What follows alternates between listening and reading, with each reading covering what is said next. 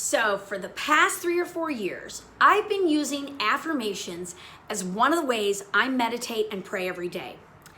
I just wanted to share with you today one of the ways this connection to spirit has manifested into reality and how it all played out.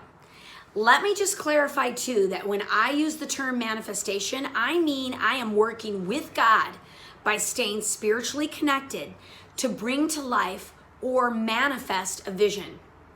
I have created a vision and an affirmation in 4 areas of my life: career, family, social, recreational, and financial. Although I have the desire and a vivid vision of what I want in each of these areas, I do believe that really I am praying and manifesting what is for the highest good for all. And only God knows, or divine spirit knows, what that is. I also know what really matters is the feelings behind my desires. Where's my heart? Today, I'm sharing what I wrote, my heart's desire, a vision and an affirmation for my family, and how that vision has come to life. And in fact, with perfect timing and better than we could have ever imagined. The top priority for my family at the time was selling our house. It was time for us to downsize many aspects of our lives, and the space we lived in was one of them. The affirmation I wrote down was this: divine intelligence, God, directs the right buyer to our property, and everyone concerned is blessed by a just and orderly exchange of values. I also wrote, divine intelligence, God, knows our need, knows where our new right house is and how to manifest it to us at the right time. Let me also share, our house was on the market for over a year, and it was getting tiring wondering when it was going to sell. My husband was worrying about the time frame as we had just closed a business, and the stress of it was very taxing. I also wrote under family a vision of the kind of home we wanted, the kind of dream home for the next phase of our life was.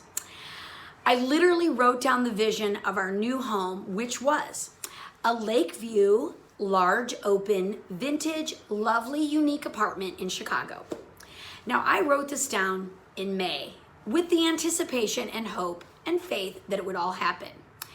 I wrote it in my journal, but I did not look at it again until after we moved into our new place in August. Every day, also in my journal and my quiet time, I wrote down this affirmation: God is in charge of my life, and I am now open and receptive and obedient to its rich instruction and guidance. This affirmation I got from the amazing book, The Dynamic Laws of Prosperity by Catherine Ponder.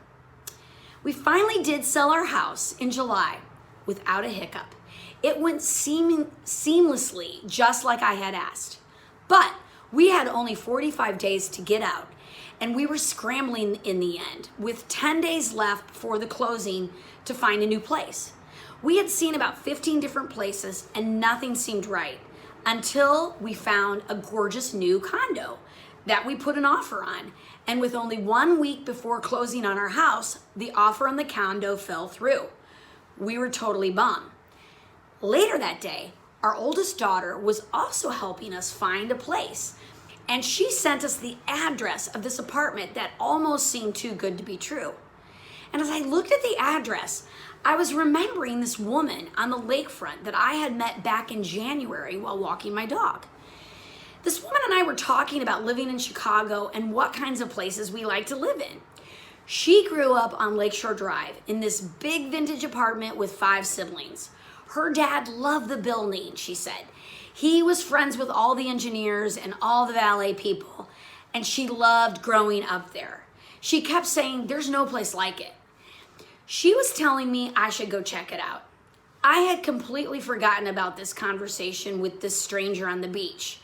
And when Annie, our daughter, showed me the place, I looked back into the notes on my phone, and it was the same building as this woman had described. We went to see the apartment, and it was awesome. We knew at the first glance it was the one. So the next day, we wanted to get both of our daughters' opinions on the new apartment. And so we contacted the realtor, and he informed us it was gone. It had been rented. But as we were talking, he was like, okay, well, this just popped up. I have another place. An elderly woman was moving in and then realized her wheelchair didn't fit well enough through some of the doorways. And she needed to get out of the lease, and she just let them know. She had not moved in yet, and it was full of upgrades. In one visit, we knew it was it. It was the perfect fit.